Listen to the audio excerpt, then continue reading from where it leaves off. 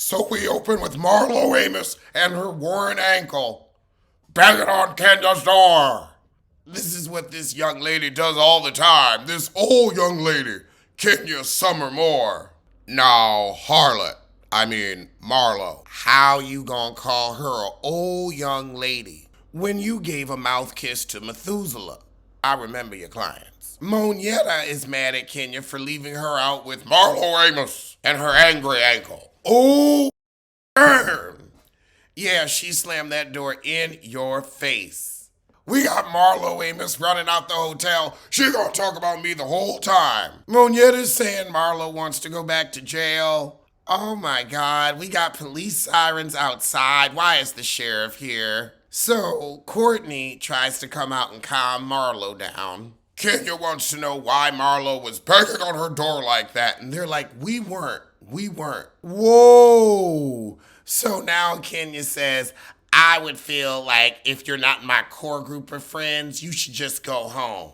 She always is sending people home. So she tells Sheree that she's performing at the halftime show and doesn't want the bad energy. But Kenya, that surprise, they probably wouldn't have cared about because it wasn't about them. So now all the girls are finding out that, oh, they're really on the trip to celebrate Kenya's halftime. So Sanya's out, Marlo Amos is staying, and so is Monietta. And Marlo said Monietta kisses more ass than Kenya eats. I damn near fell off the chair. So over with Candy.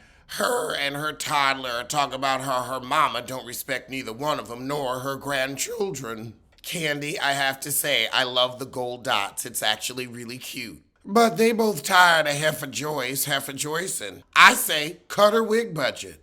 Oh God, Marlo and this life coach, we don't care. But the next day, Kenya has a health issue, and so that gets everybody focused on, okay, we ain't gonna argue right now, let's pray for our girl. And Sheree takes an opportunity to order everyone Uber Eats breakfast, the cheapest meal of the day. I mean, at least she did what she could. Very little, but what she could. I mean, it was more than Kenya, though. It was more than Kenya. And I thought it was funny how she said, I decided to order everybody in Uber Eats because, Kenya wouldn't. You know you was thinking it, Sheree. You know you was thinking it because you're a shady heifer. However, at breakfast, the hens get to clucking over their Chick-fil-A. What? So Marlo says, well, I tried to send flowers to Kenya, but she's already checked out of the hospital. I said, get well soon, not immediately. And so does that mean Kenya was faking? I mean, she did fake Walter, Mike, Mark. The only thing real about Kenya is her baby, so I don't know.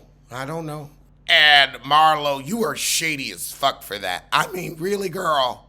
Really? Send flowers. You wanted to have her check in and check out times to clock her for it at the reunion.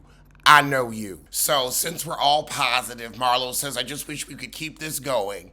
And Sheree says, yeah, Monietta, when your other girlfriends are around, Candy and Kenya, are we going to be able to keep this positivity? Because it is kind of Sheree, the thin-lipped heifer, and Marlo versus Monietta, Candy, and Kenya, the successful ones. The haves versus the have-nots. And Monietta says, well, as long as you show me respect and don't fight my friends. And Marlo said, I don't know. I'ma whoop Kenya. And then Thin Lip asked Sheree, how you gonna be with Drew?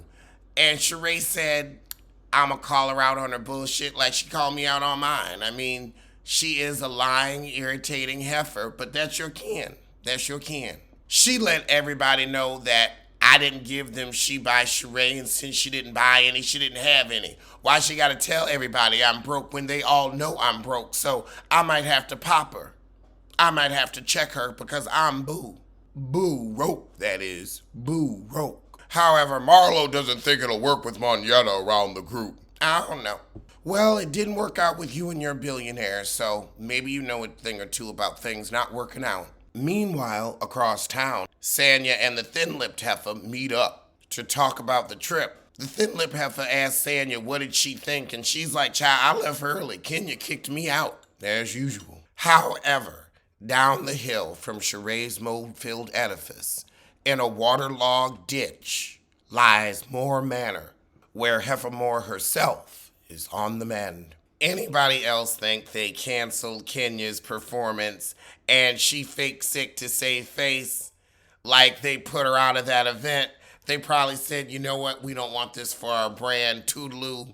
I'm getting some fake and phony, because Kenya lies all the time. I think she would lie on her health. But now we get to the banging on the door with the warrant ankle, and Sheree's like, I can't defend it, and production's like, girl, you was banging too. And we're gonna wind down the episode with Candy trying to get through to thick-headed Heifer Joyce. First, I wanna know, who told her to put on this half Halle Berry, half Oprah's Tina Turner wig? I want to know who told her to do that. 2, you want Todd to lighten up, but you're hurting your grandchildren. You're an old witch hurting children, and I can tell you're a witch by your jowls and your warts. You like these shaggy wigs because they cover those warts on the back of your neck. So Candy is going to take her coot to therapy. Oh, after that, Kenya takes Sheree and Drew to an IV drip so they can hash out their differences.